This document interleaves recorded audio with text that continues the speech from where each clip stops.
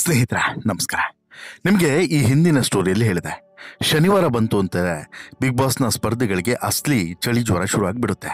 ಯಾಕಂತ ಹೇಳಿದ್ರೆ ವಾರಕ್ಕೆ ಒಮ್ಮೆ ಬರುವಂಥ ಕಿಚ್ಚ ಸುದೀಪ್ ಅವರು ವಾರ ಇಡೀ ಮಾಡಿದಂತಹ ಇವರ ಕುತಂತ್ರವನ್ನು, ಸ್ಪರ್ಧಿಗಳ ಆಟಾಟೋಪವನ್ನು ಮತ್ತು ಎಲ್ಲಿ ಏನೇನು ತಪ್ಪು ಮಾಡಿದ್ದಾರೆ ಅನ್ನೋದನ್ನು ಪಿನ್ ಟು ಪಿನ್ ಮಾರ್ಕ್ ಮಾಡಿ ಸ್ಪಷ್ಟವಾಗಿ ಕ್ಲಾಸ್ ತೆಗೆದುಕೊಳ್ಳೋದ್ರಲ್ಲಿ ಸುದೀಪ್ ಎತ್ತಿದ ಕೈ. ಆ ಕಾರಣಕ್ಕೋಸ್ಕರ ಹೆಡ್ ಮಾಸ್ಟ್ರು ಶನಿವಾರ ಬರ್ತಾರೆ ಅನ್ನೋ ಕಾರಣಕ್ಕೋಸ್ಕರ ಎಲ್ಲ ಸ್ಪರ್ಧಿಗಳು ಅಲರ್ಟ್ ಆಗಿರ್ತಾರೆ. ಅದೇ ರೀತಿಯಲ್ಲಿ ಅಲರ್ಟ್ ಆಗಿದ್ದಂಥ ಸ್ಪರ್ಧಿಗಳಿಗೆ ಶನಿವಾರ ಬಂದಂಥ ಕಿಚ್ಚ ಸುದೀಪ್ ಅವರು ಹಿಗ್ಗಾಮುಗ್ಗ ವಾಗ್ದಾಳಿ ನಡೆಸಿದ್ದಾರೆ. ಅದರಲ್ಲೂ ಕೂಡ ಕಾಕ್ರೋಚ್ ಸುದಿಯ ಬೆಂಡೆತ್ತುವಂಥ ಕೆಲಸವನ್ನು ಮಾಡಿದ್ದಾರೆ. ಯಾವ ಪರಿ ಬೆಂಡೆತ್ತಿದ್ದಾರೆ ಅಂತ ಹೇಳಿದ್ರೆ, ಮೇನ್ ಡೋರನ್ನೇ ಓಪನ್ ಮಾಡಿ ನೀನು ಹೋಗೋದಾದರೆ ಹೋಗು ಅಂತಲೂ ಕೂಡ ಹೇಳೋ ಲೆವೆಲಿಗೆ ಆಕ್ರೋಶವನ್ನು ಹೊರಗಡೆ ಹಾಕಿದ್ದಾರೆ. ಈ ಮೂಲಕ ಕಾಕ್ರೋಚ್ ಸುದಿ ಊಹೆಯನ್ನು ಮಾಡದ ಲೆವೆಲಿಗೆ ಈಗ ಬಿಗ್ ಬಾಸ್ ಮನೆಯಲ್ಲಿ ಕಿಚ್ಚ ಸುದೀಪ್ ಅವರು ಕಾಕ್ರೋಚ್ ಸುದಿಗೆ ಕ್ಲಾಸನ್ನು ತೆಗೆದುಕೊಂಡಿದ್ದಾರೆ. ಹಾಗಾದರೆ ಕಾಕ್ರೋಚ್ ಸುದಿ ವಿರುದ್ಧ ಕೆಂಡಾಮಂಡಲರಾಗಿದೆ ಯಾಕೆ ಕಿಚ್ಚ ಸುದೀಪ್? ಕಾಕ್ರೋಚ್ ಸುದಿ ಮತ್ತು ಕಿಚ್ಚ ಸುದೀಪ್ ಈ ಹಿಂದಿನಿಂದನೂ ಕೂಡ ಪರಿಚಯಿಸ್ತಾರೆ. ಹಾಗಿದ್ರೂ ಕೂಡ ಕಿಚ್ಚ ಸುದೀಪ್ ಈ ಪರಿ ಕೋಪವನ್ನು ತೋರಿಸಿದ್ಯಾಕೆ? ಕಳೆದ ವಾರವೂ ಕೂಡ ಕಿಚ್ಚ ಸುದೀಪ್ ಕಾಕ್ರೋಚ್ ಸುದಿಗೆ ಕ್ಲಾಸನ್ನು ತೆಗೆದುಕೊಂಡಿದ್ರು. ಆದರೆ ಈ ವಾರ ಮಾತ್ರ ತೆಗೆದುಕೊಂಡಿರುವಂತಹ ಕ್ಲಾಸ್ ಇದೆಯಲ್ಲ, ಇದು ಸ್ಪೆಷಲ್. ಅಷ್ಟು ಮಾತ್ರವಲ್ಲ, ಕಾಕ್ರೋಚ್ ಸುದಿ ತನ್ನ ಖಡಕ್ಕು ವಿಲನ್ ಲುಕ್ನಿಂದ ಬಿಗ್ ಬಾಸ್ ಮನೆಯಲ್ಲಿ ಒಳಗಡೆ ಬಂದು ಏನೋ ಒಂದು ಮಾಡಬಹುದು ಅಂತೇಳಿ ಅನ್ಕೊಂಡಿದ್ರು.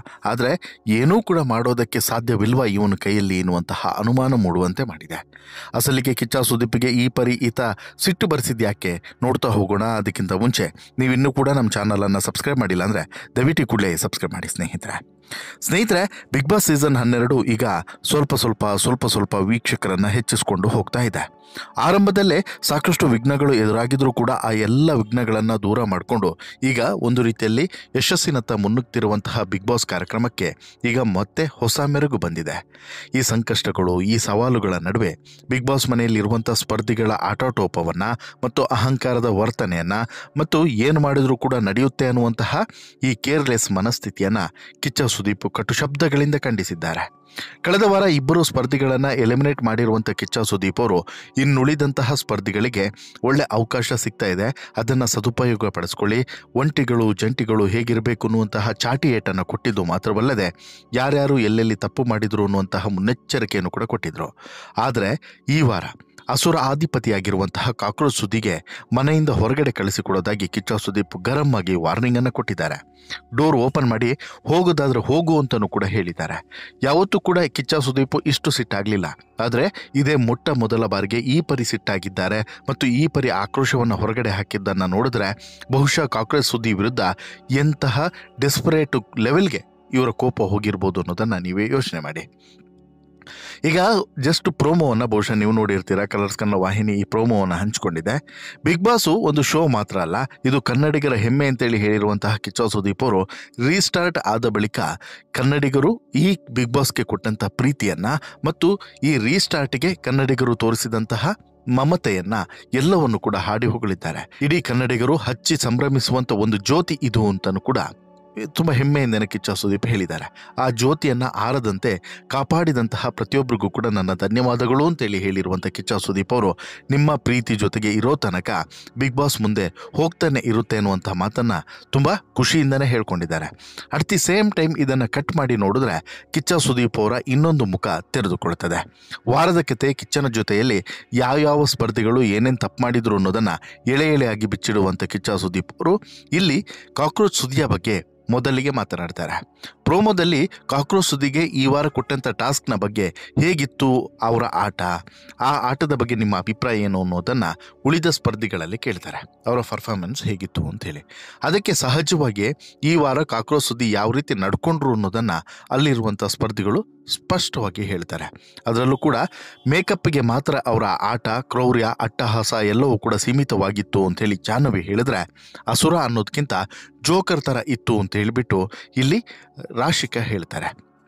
ಯಾವಾಗ ಈ ರೀತಿಯಾದಂಥ ಅಭಿಪ್ರಾಯಗಳು ವ್ಯಕ್ತವಾಯಿತೋ ಇದರಿಂದ ಬೇಸರಗೊಂಡಂಥ ಕಾಕ್ರೋಚ್ ಸುದಿ ನಾನು ಅವರ ಕಾಲಿಗೆ ಬಿದ್ದಿಲ್ಲ ಅಷ್ಟೇ, ಇನ್ನೇನೇನು ಮಾಡಬೇಕೋ ಎಲ್ಲವನ್ನೂ ಕೂಡ ಮಾಡಿದ್ದೇನೆ, ಇನ್ನು ಹೇಗೆ ಬದುಕಬೇಕು ಅಣ್ಣ, ಇಲ್ಲಿ ಇವ್ರ ಹತ್ರ ಆಗಲ್ಲಣ್ಣ ಅಂಥೇಳಿ ಕೈ ಚೆಲ್ಲಿ ಕೂತ್ಬಿಡ್ತಾರೆ.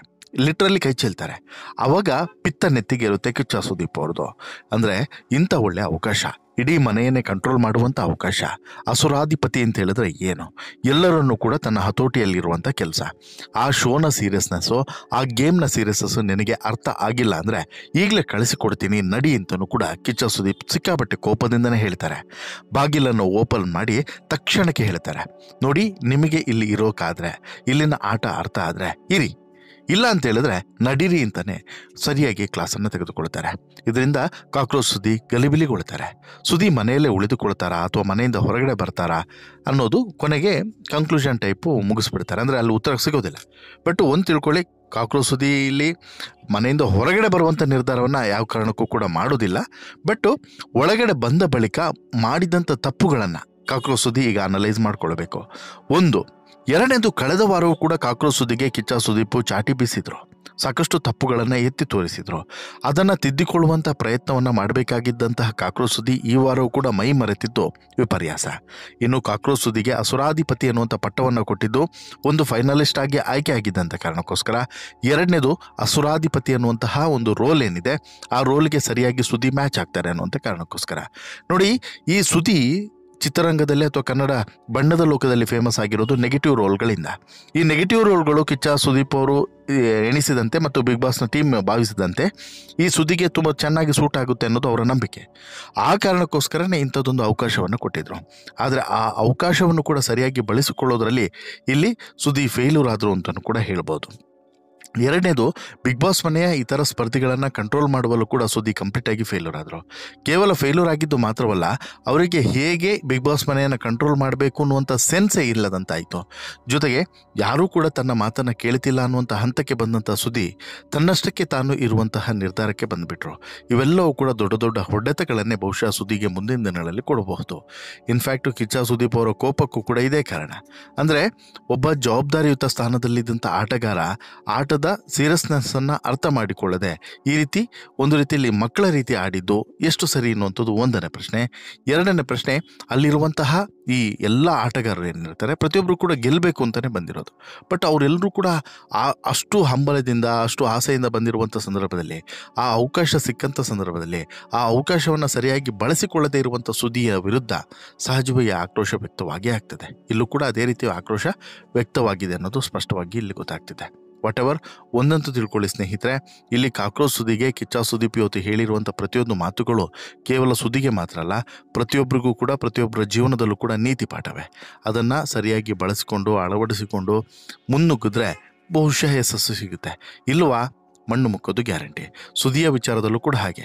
ಇದನ್ನು ಮೈಗೂಡಿಸ್ಕೊಂಡು ಬದಲಾದರೆ ಸುದ್ದಿ ಫೈನಲ್ವರೆಗೆ ಹೋಗ್ಬೋದು. ಇಲ್ವಾ ಈ ವಾರನೋ ಮುಂದಿನ ವಾರನೋ ಒಂದು ವಾರದಲ್ಲಿ ಸುದ್ದಿ ಮನೆಗೆ ಹೋಗೋದ್ರಲ್ಲಿ ಡೌಟೇ ಇಲ್ಲ ಅನ್ನೋದನ್ನು ಬರೆದಿಟ್ಕೊಳ್ಳಿ. ನಿಮಗೇನಿಸುತ್ತೆ ಸ್ನೇಹಿತರೆ, ಸುದೀಪ್ ಅವರು ಆಡಿದಂಥ ಪ್ರತಿಯೊಂದು ಮಾತಿನ ಬಗ್ಗೆ ನಿಮ್ಮ ಅಭಿಪ್ರಾಯ ಏನು? ಇಲ್ಲಿ ಕಾಕ್ರೋಚ್ ಸುದ್ದಿ ಆಡಿದಂಥ ಆಟದ ಬಗ್ಗೆ ನಿಮ್ಮ ಅಭಿಪ್ರಾಯ ಏನು? ದಯವಿಟ್ಟು ನಿಮ್ಮ ಅಭಿಪ್ರಾಯವನ್ನು ಕಮೆಂಟ್ ಮಾಡಿ ತಿಳಿಸಿ. ಜೊತೆಗೆ ಈ ಸ್ಟೋರಿ ಇಷ್ಟ ಆಯಿತು ಅಂತ ಹೇಳಿದ್ರೆ ಲೈಕ್ ಮಾಡಿ, ಶೇರ್ ಮಾಡಿ, ಚಾನಲ್ಗೆ ಸಬ್ಸ್ಕ್ರೈಬ್ ಆಗೋದನ್ನು ಮರಿಬೇಡಿ. ಧನ್ಯವಾದ.